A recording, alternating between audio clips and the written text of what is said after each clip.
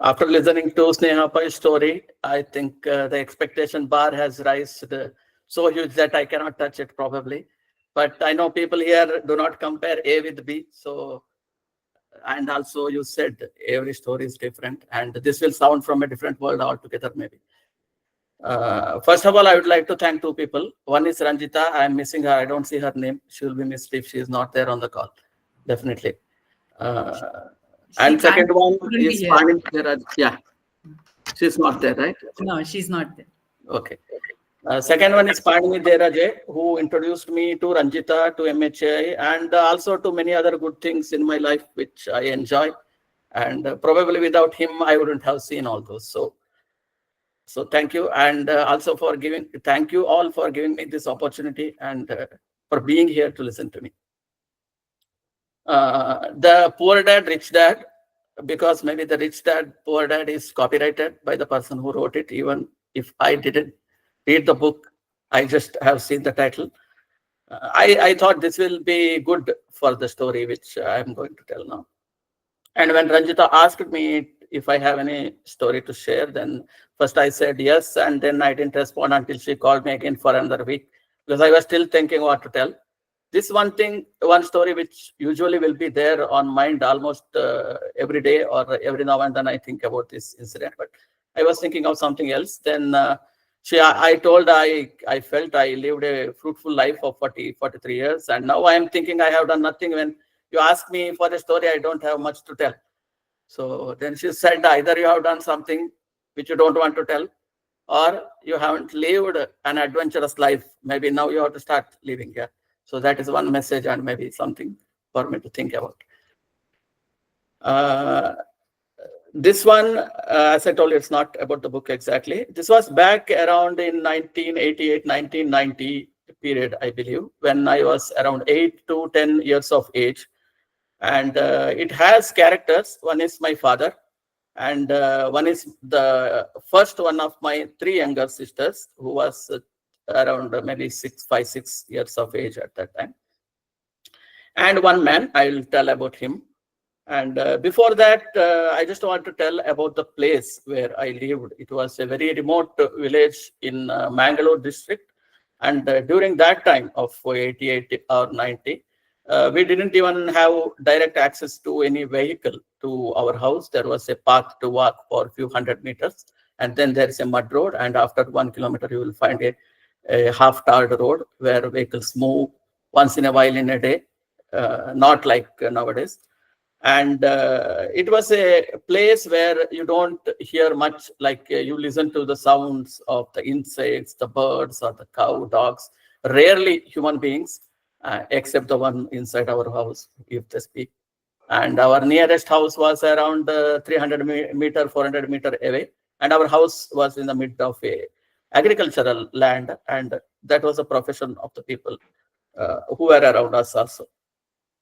And we lived in a house which was very big and which was constructed with mud and wood without any stone or any cement, anything in it. And even my grandfather was telling that his father did not know who constructed the house. So it was maybe 100 years or even much older than that. And it was like a house which was ready to fall anytime kind of thing. And if people know how the rains of Mangalore during monsoon are, we had some coconut trees hanging above our house, which were dancing like Tamanna in that Kavalaya movie of Shiva, this jailer. And I was thinking tomorrow we will become newspaper headlines. Fortunately, never happened. But so that was the kind of house we lived. The front portion was not having any proper cover. And there is some mat kind of thing which they make from the coconut tree, so which was covered by that. And any thief who wanted to have an off-road drive could have entered to our house and kept something which he had himself earned before and gone back. But nobody entered also, nobody took that risk. That was the kind of house. And but we, on a good day, we were around 10, 12 people in house because it was a joint family. One fine day, one afternoon around 12:30 time, a man walked near our house and he just asked for food. like, I am hungry, can I have food? And in villages, even now, I believe that if somebody comes for food, probably they will offer. In those days, definitely they will offer him food and ask him to stay, eat, and go. And my father said, yeah, surely you can have, and but you have to wait, because that's why I remember that maybe the time is around 12:30, because the food was not ready. So you can wait for some more time. And he said yes, and my father called him inside. He was not looking like a beggar, but he had he was wearing some old clothes, maybe a man of around 50, 60 years of age, I believe. And one thing I remember is his complete bottom half portion of his leg was having some kind of allergy, where I could even see some blood or pus coming out of. He didn't treat the allergy properly. And he just walked in, like walking with the pain of the leg or something like that. I came inside the house and he sat down. And anyway, there is half an hour time. My father asked a few questions, and he was there. I like waiting for somebody to ask questions. Maybe he started his story. When he was in the earning age, or like maybe some 25, 30, and when after he got married, he was not earning so much that which is enough to feed his family completely. He was whenever his children grew and they were going for school or education, his earnings were not sufficient. And if I remember, he said maybe 2 girls, 2 boys, or 3 girls, 2 boys, or other way around. Some 4, 5 kids he had, both boys and girls. And he went home to home to collect some non-returnable funds and to feed the family, to pay their fees. And somehow they grew. They were good in education, and they got good jobs, and they were settled, and they all got married. And that is where the exact problem started.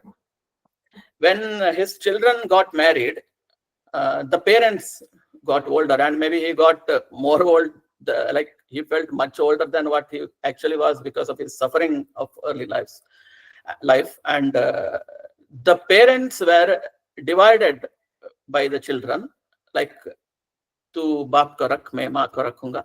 I mean, the other way around, tu maa ko rakh, main baap ko rakhunga. Because he told one line which I still remember, that avulu eldrigu beku, nani yarigu beda. Because the old ladies who are fit can do too many things at home. They are the best ayahs. They can win the Nobel Prize for that. They cook, they clean, they do the dishes, they make the children ready, the boys ready, tiffin box, one jade, yardu jade, everything they do. Okay, and this guy was like, he cannot be a kitchen-friendly man, and maybe he was born during 1930s, 1940s time. He cannot be friendly at any part of the house because of the patriarchy or whatever sufferings or whatever kind of life he had. And that was the age when he actually wanted to feel important at home, and he doesn't have any importance. So one thing, like he said, the same thing, that everybody wants her to be with them, and nobody wants me to be with them. And whenever there is an extension process or possibility is there, they are ready to extend the mother for another 2 months in their house, but nobody wants him. So the other guy has to take care of him for another 2 months, which is a burden for him. And at his age, he has another thing, that he can share certain things only with his wife, or that age he needs his wife's support for few things. So he told that if we are together, that will help me also, because he is not comfortable to ask or share everything with his children, whether they are men or women. But they are not ready for that. They separate them and keep. And he meets his wife during the transition time, like when they shift from one home to another, 1 day, 2 day, and otherwise he is not even meeting her.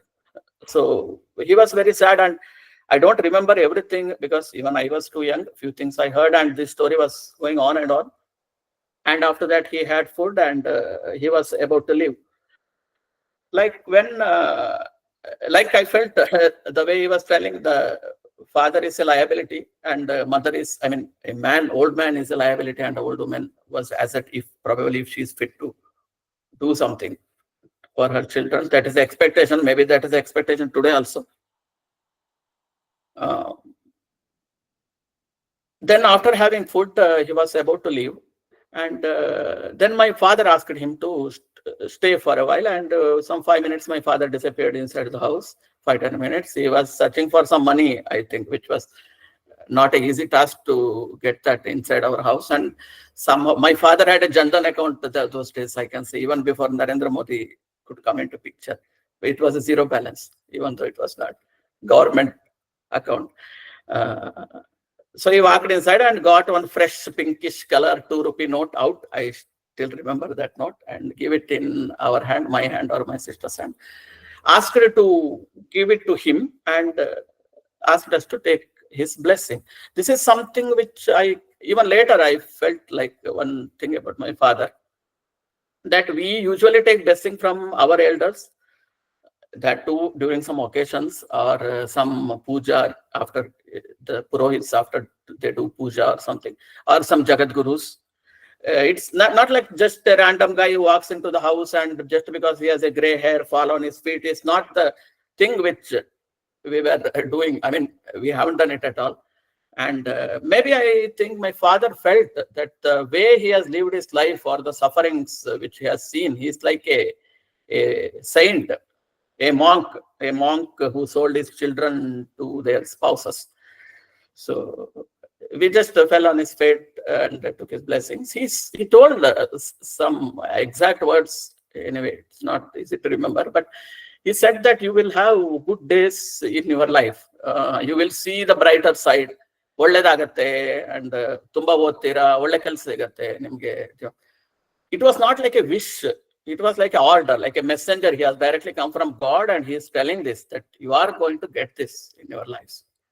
Okay. And I felt even that day that, oh, there is some light on the another end of the tunnel. When I see the background, like whatever I have told you, it was like a totally different world for us. That if today somebody tells me you will be on moon in 1 month and we are launching you there, that was a kind of feeling, I can tell you. So he said this, and eventually many things happened in the world during 80s born or 90s born people are well settled everywhere now, if somebody has little bit of thinking power, earning capacity. So we were also part of it. Somehow we achieved, but his blessings are something which I remember. Even hardly I have any day in a year I don't remember that day or what he said. So that is something. It's not that I go back to believe whatever he said it happened, but something happened. He said something and it happened. And also about my father, that the kind of person he was, I have many things to share, but that is, we can see next time maybe if people like this story. But the kind of person he was, maybe because they both talked for a very long time, it's which we did not hear. We know only part of it. So what he felt about my father, my house or something, I don't know. Maybe with that, he felt that, okay, you are growing in a culture where you will go ahead to a different path. So this is about the story. I don't know if there were missing links. I finished it very quickly.